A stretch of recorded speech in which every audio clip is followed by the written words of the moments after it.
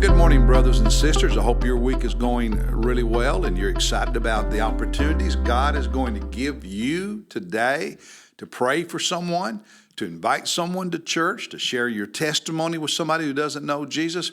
Pray every day God gives you opportunities to make a difference in someone else's life.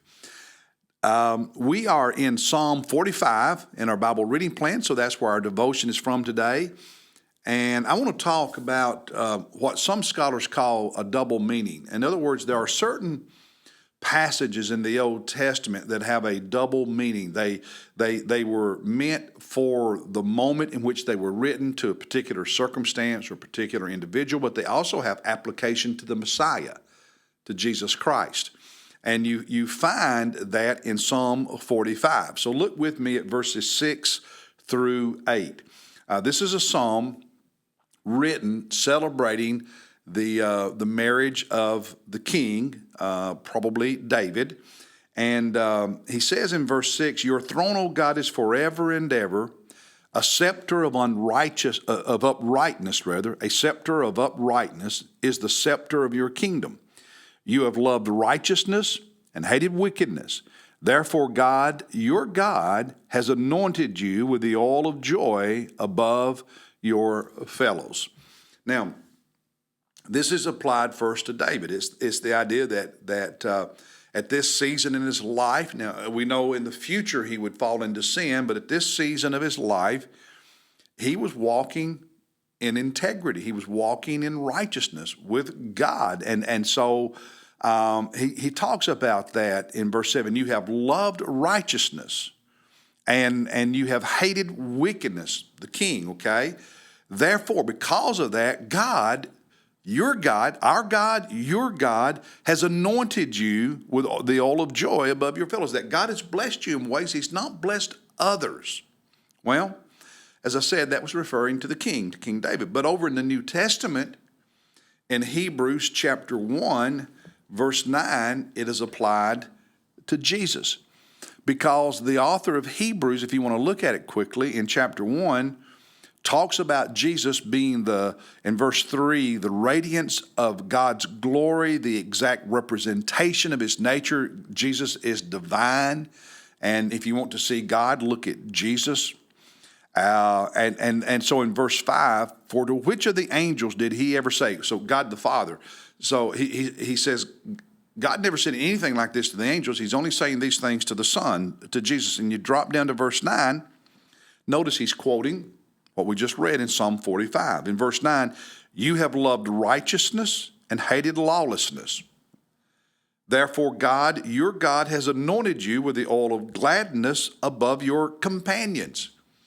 And so, in Psalm 45, that is spoken at a moment in history to King David, but it also had a double meaning because it would apply to the future Messiah, Jesus Christ. And Hebrews 1 makes that clear. And so, you will have passages in the Old Testament that where God does that. It's just one of the miraculous, beautiful things God does, that some verses have that double meaning, applying to the context when it was written, but then also to the future Messiah, to Jesus Christ. And this is one of those passages. Now, for us devotionally,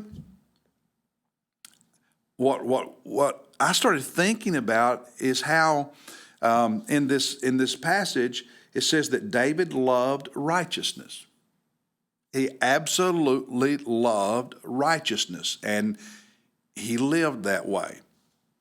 And righteousness is not simply something we should want to do, it's who we should want to be. We should love it. When we love something, when we're passionate about something, we go after it. We go after it with enthusiasm. We go after it with all of our being. And he says we should feel that way about righteousness, about being right, about being pure. I know this devotion is for Thursday, August 18.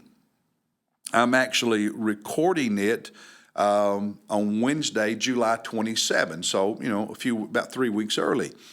And I share that because the past 2 days, Monday and Tuesday of this week in July, I preached twice in the memorial service for my pastor, my mentor, my friend for the past 50 years, Bill Mackey.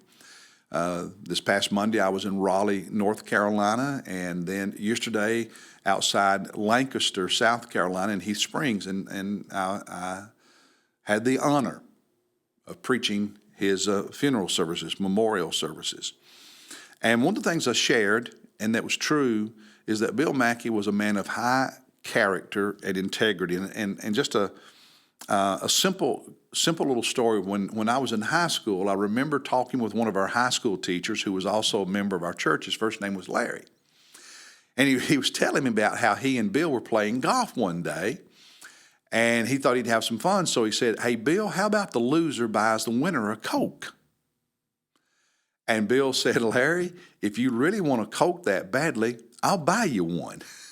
I mean, that may seem so simple, but Bill was so committed to integrity and godliness and righteousness, and no one being able to accuse him, either as a pastor or a man of God, of doing anything wrong, including gambling over something as simple as who's going to buy a soft drink after a golf match.